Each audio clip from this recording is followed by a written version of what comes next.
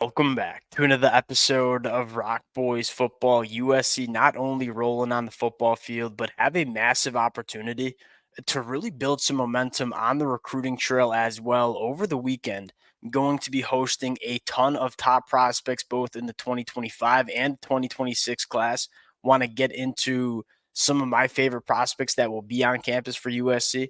But I think where I want to start, and this is something that the USC fans who've been rocking with the boys way back in the middle of the summer, the dog days, nobody talking football. We were here talking recruiting, and we said, what happens if USC starts winning football games in 2024? And I think specifically on the defensive side of the football shows that this is a USC defense that's going to be elite. You're going to get developed, and you're going to go to the NFL.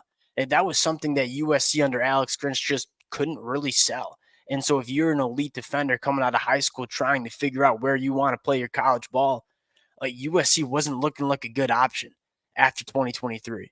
But with this new coaching staff, with guys that have been in the NFL, guys like Coach Henderson, guys like Coach Lynn, we said not only them being in the NFL and having that NFL background will help, but if they put it together on the football field and show that this is a USC program that you come to USC, you're going to be part of a very good defense. You're going to be developed into an NFL prospect.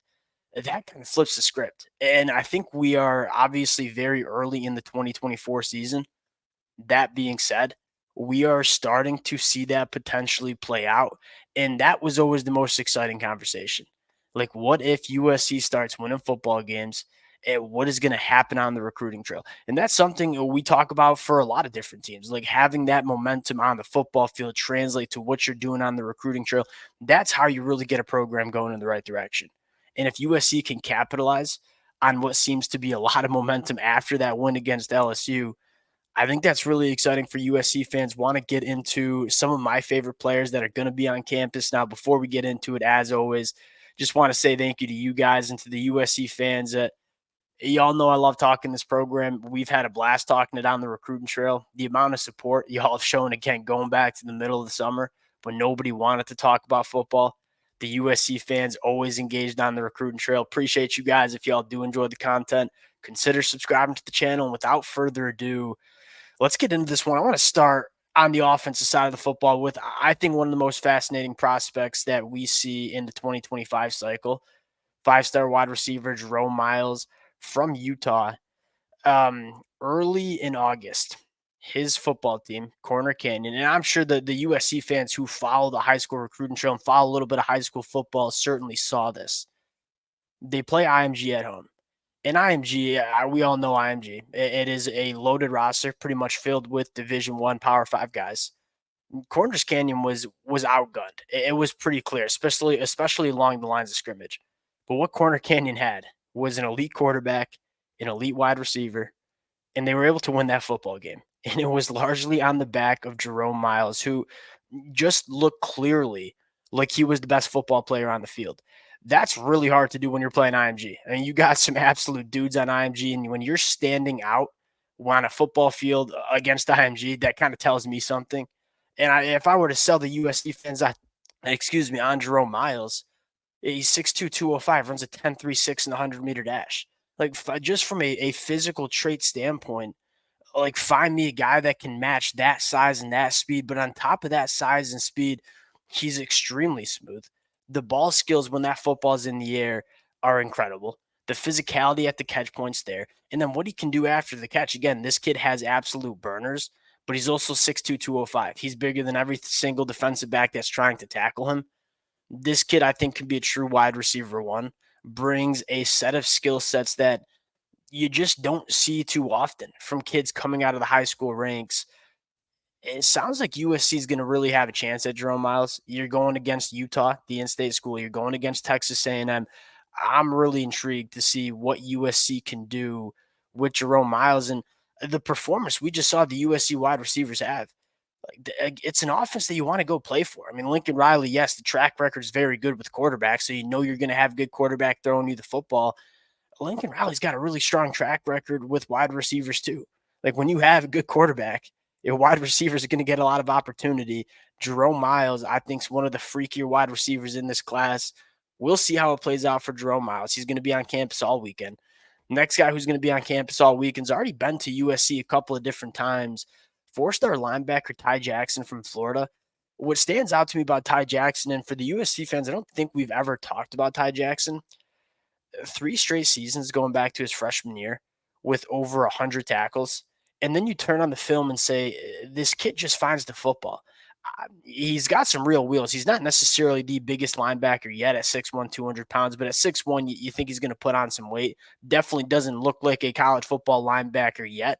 We've seen what Coach Wiley can do with these kids in the weight room given one offseason.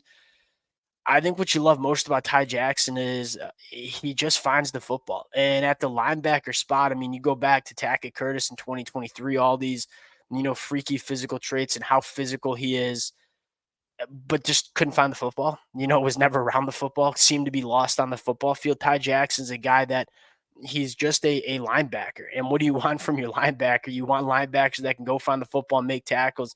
Ty Jackson, over 350 tackles over the last 3 years at the high school level. This kid finds the football. I don't think he's the most physically gifted linebacker that you will see.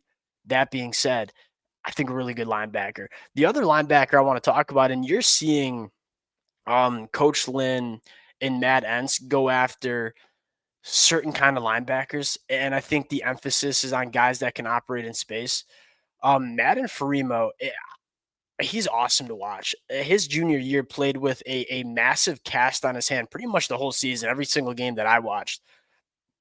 He's a little bit more of a thumper, but at 6'3", 230, he is a phenomenal athlete. Again, maybe a little bit of a different flavor than Jaden Perlotti or Matai Togiai.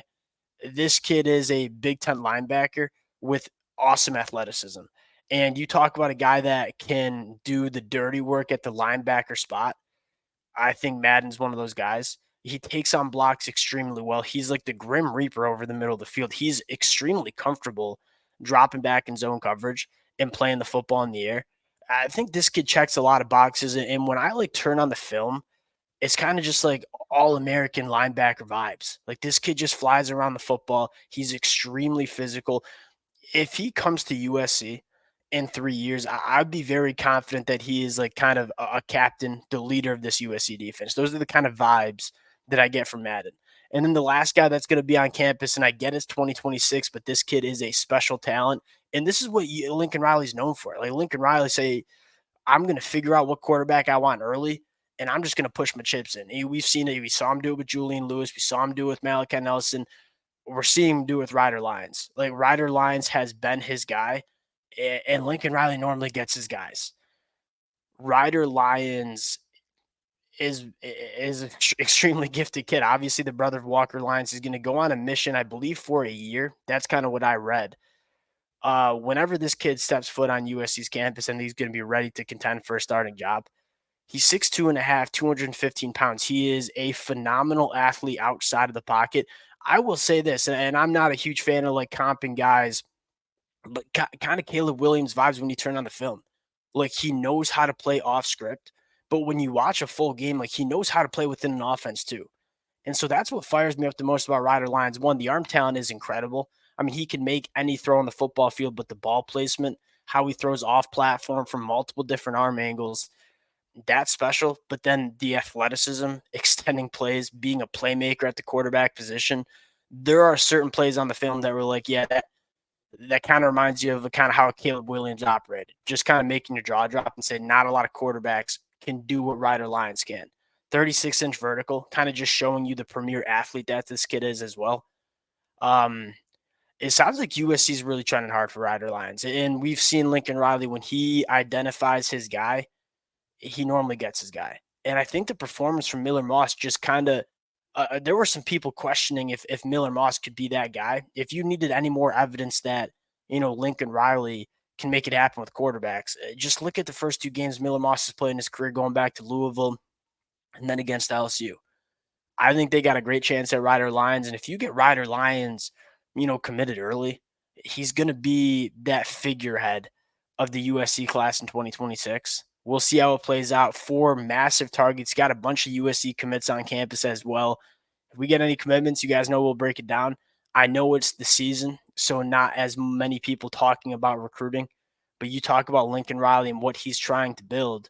Like, part of the reason this 2024 season is so big is to kind of get some more positive momentum for this USC team as a program. And I think that starts on the recruiting trail as well. We'll cut it out there. Again, appreciate you guys rocking with the fellas. If y'all do enjoy the content, consider subscribing to the channel. Appreciate you guys, and we'll talk to y'all later.